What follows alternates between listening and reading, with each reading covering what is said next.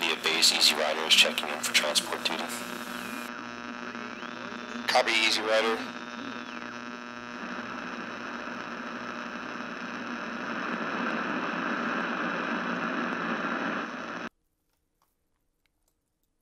As discussed earlier, you need landing areas for your mission. The idea is you're taking off from your starting point, flying to all of these waypoints in a series, and arriving at the last waypoint, which in this case is the same as our starting point. So the way that agHTM works is based strictly on trigger zones. So when agHTM initializes, the trigger zone information is used to create navigation radio beacons, and then as you enter trigger zones or leave trigger zones, radio commands are added or removed to provide the functionality that's necessary to run the mission. So what we need is we're going to need a trigger zone at each of these waypoints. So I'm going to go ahead and click the Create Trigger Zone button. I'm just going to place it in the area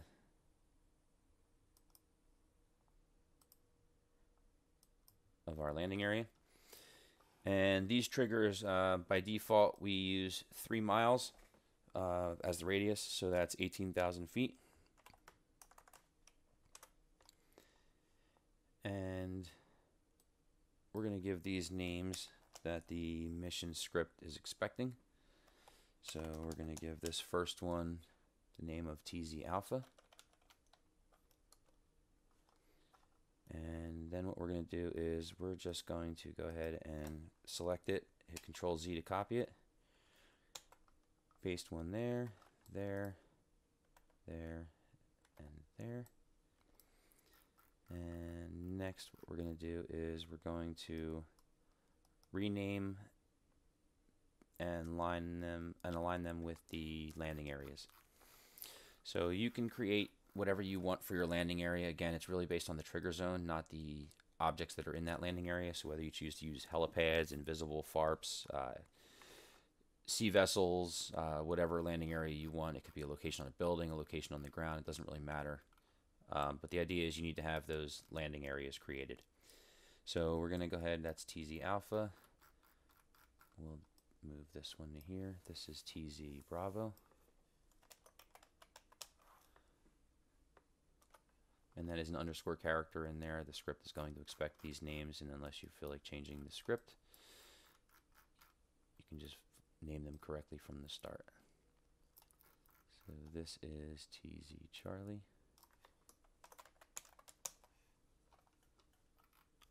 I'm going to fast forward ahead.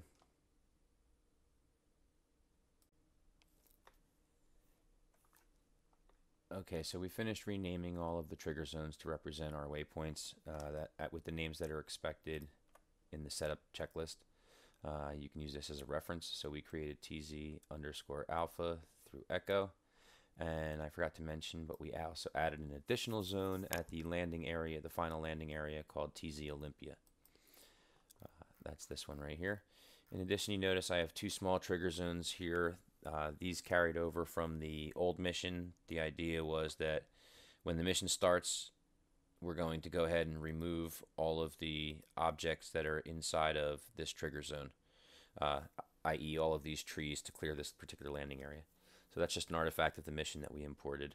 We'll go ahead and cover that in a little bit when we start setting up triggers.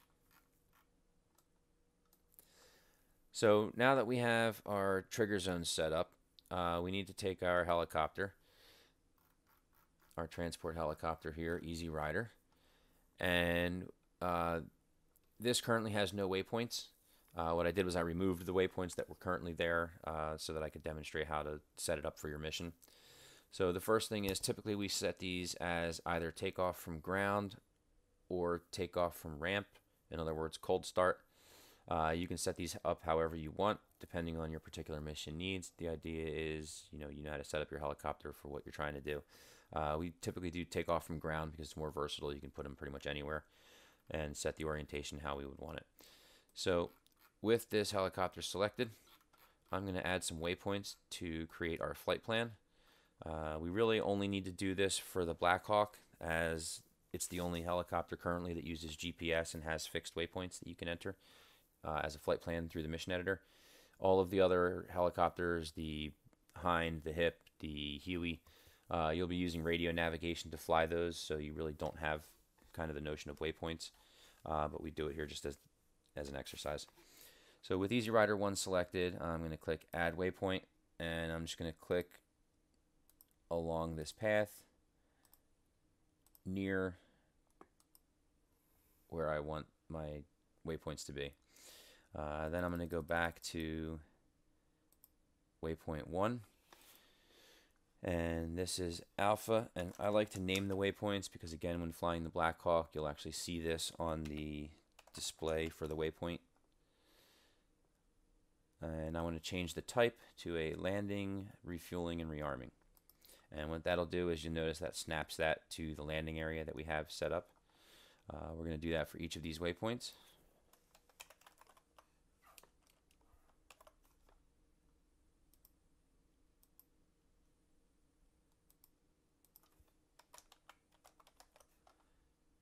And each time I'm doing this, you can see the waypoint snap to the landing area.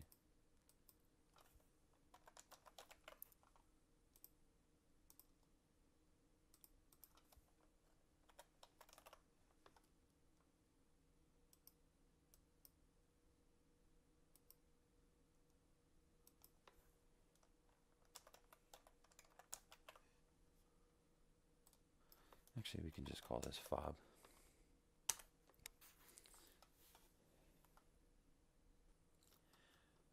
The last thing we need to do is we need to take Easy Rider and we need to set the final waypoint to be a landing. And if we zoom in,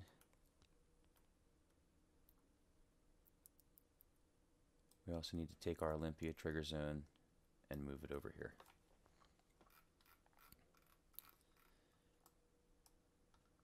We'll go ahead and save our mission. Next up, we need to add all of the audio assets that are used by agHTM. So we'll go over to our mission folder, our assets folder. We're going to go up one level to our assets folder, and we're going to go to the download, and inside of the download assets folder, the audio folder, we're going to take nav beacon and voiceover. We're going to copy that, and in here we're going to create a new folder called audio. Again, if you want to reference these files directly from the library, by all means do so, so you don't have a million copies of these everywhere on your machine. But again, we wanted everything to be isolated for the sake of the example, so we're just copying them over to here as well. So now that we have those files ready to go, we can go back into the DCS editor, and we can go to our trigger editor. And if you're creating a new mission, you would want to have to go ahead and create a new mission start trigger here.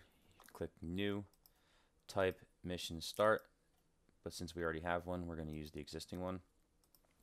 All this trigger does is hides those two, hides all of the trees in those two remove trees trigger zones that we discussed earlier. This is again an artifact just from the previous mission, just to create a clear area in that fob. So what we're going to do is we're going to go ahead and load our audio files. So first we'll load the Morse code files that are used for our navigation beacons. These are single digit character Morse code repeating on 10-second intervals for 4 minutes. So they make great beacons. You'll actually be able to hear them on the radios when you tune into them. So if we click new,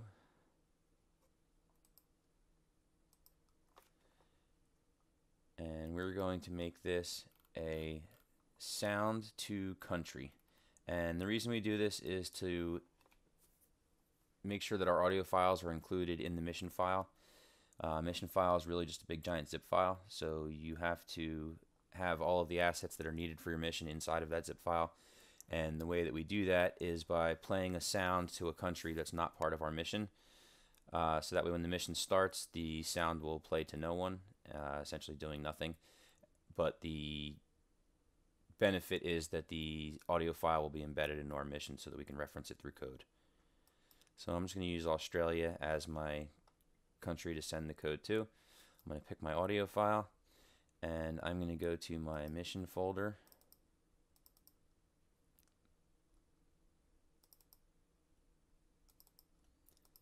Assets, audio, and I'm going to go to my nav beacons, and you can see I have the Morse code files for Alpha Bravo, Charlie, Delta, Echo, and the fob.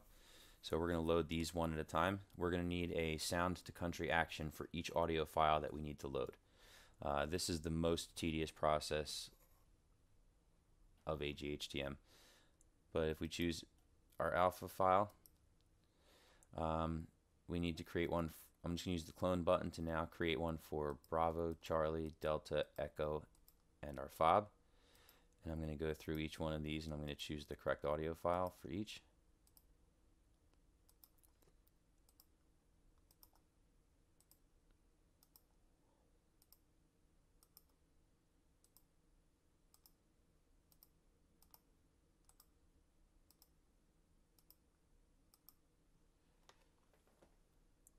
We're going to go ahead and save our file. Next up, we want to load all of our audio voiceover files.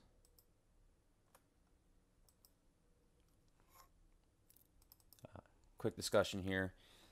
By default, agHTM assumes you're building a mission that has 5 pickup locations.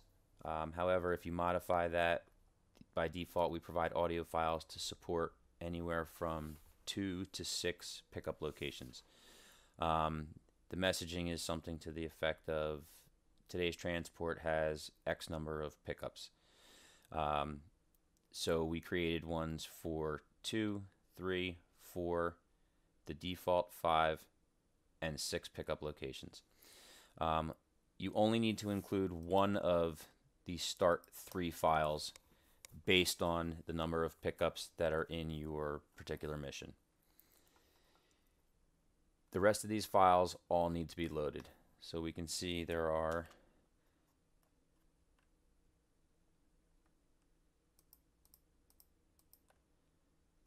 36 files that we need to load. So we're going to switch back over to our mission editor, bring up our trigger editor, our mission start trigger, and we're going to go ahead and we're going to make a copy of this bottom one, and we're going to load, we're going to navigate to our voiceover folder, and we're going to choose our first audio file. We need 36 total, so we need 35 more.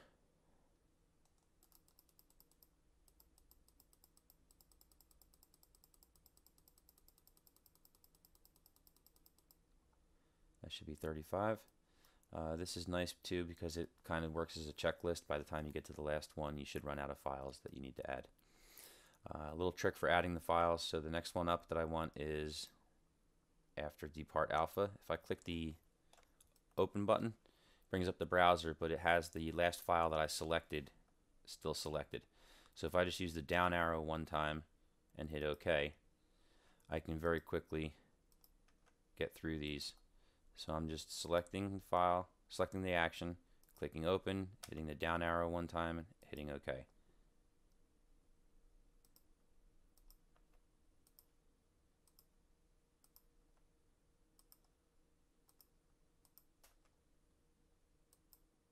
Fast forwarding ahead. At this point we need to be mindful of which start 3 file we're going to choose. So I'm going to choose open, and because our mission has 5 pickup locations, we're just going to use the default start 3 file. If you had a different number of pickup locations in your mission, you would choose the file that corresponds to the number of pickup locations. Go ahead and finish this off, skipping over 3_2, 3, 4, and 6, going to start 4.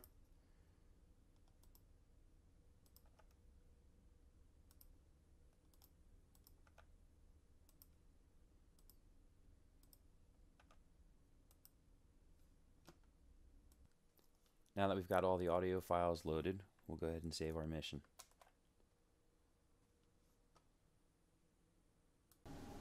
Before we continue on, let's have a quick look at our checklist and see what's still remaining to do. So far we've already ensured that easy comms are enabled. We've set our date, time, and weather. We'll come back to setting the sortie name and mission briefing information in the final part of this video series. But we have added the objects that represent our pickup locations, so whether it be a helipad, a FARP, FOB, sea vessel, whatever. But we've created the pickup locations themselves. We have added the trigger zones based on the notes here, so we created a 120,000 foot radius trigger zone for TZ start. We created our TZ landing zone. We created our trigger zones for our individual locations, Alpha through Echo and Olympia. We're going to skip over this part because we're not using the sea vessel for a landing area. But we did create our helicopter called Easy Rider for our transport player slot, and we set its properties accordingly. If this was an MI8 or MI24 mission, we would also have the additional task of setting up nav radios. We'll touch on that in the next section. The only thing remaining to do now is to add our triggers that provide all of our functionality for agHTM. Before we start adding files, we need to have a look at something here. If we go into the Assets folder and then the Scripts folder, there's a file here called agHTMConfig. This file contains all of the values that are fed into our mission. agHTM.lua provides all of our functionality for our script, and agHTMConfig provides all of the data that the agHTM script consumes. The reason we did this is so that all of the functionality that's related just to the transport mission functionality is here in agHTM.lua, and all of the data that gets fed in is in agHTMConfig. Think of this kind of like a meat grinder, and the meat being pushed into the grinder to be processed. Neither one of these can work without the other. So if we open agHTMConfig.lua, we can see that there are some properties here for our startup messaging. If you decide that you need to use a different start3 file, be sure to update this value here to represent your underscore 2, 3, 4, 6, etc. If you're just using the default because you have 5 pickup locations, you can leave this at start3. The next section is the data around our pickup zones. So these values define each one of our pickup zones and have all of the attributes that are necessary for us to instantiate this pickup zone. One is the friendly name that's displayed to the user in the messaging. We have a bunch of audio files references here that represent our inbound, outbound, passengers loaded, ATC land and depart messaging. Additionally, we have a file that represents our beacon. This is the Morse code file that we mentioned earlier. So in this case, we're on Alpha, so we're using the Alpha Morse code file. The next and important part here is the trigger zone name that's being used for this location. This needs to match whatever we've created our trigger zones as in the mission editor. Next up, we have our different nav beacon frequencies, and these are in hertz. As you can see here, this is 34.1 megahertz. This is 30.1 megahertz, 811 kilohertz, 1011 kilohertz. 1 represents an FM band nav beacon, 0 represents an AM band nav beacon. Moving on, we have the nav beacon power. This is set a little high to make sure that the beacons work pretty much anywhere within 50 miles.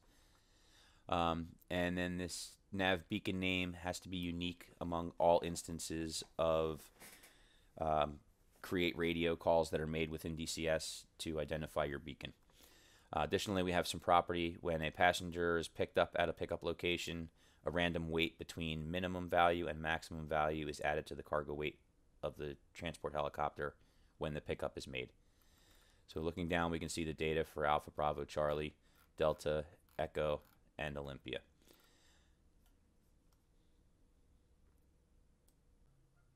This brings us to the end of part 2. Be sure to check out part 3 where we will complete the sample mission. See you next time. If you like these videos, don't forget to click the thumbs up and subscribe to our channel. Thanks for watching. Until next time, Coder out.